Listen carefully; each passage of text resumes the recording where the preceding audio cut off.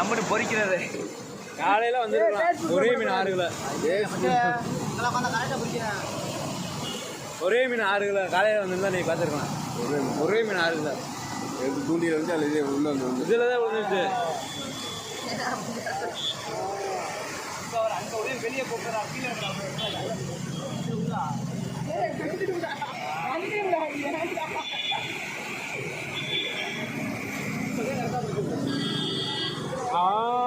மீன் பழம் ஜாகுது ஒரு அடியாகி லைட்டா எம்பத்தி தூக்கி ஏய் நீ லைட்டா தூக்கி போறா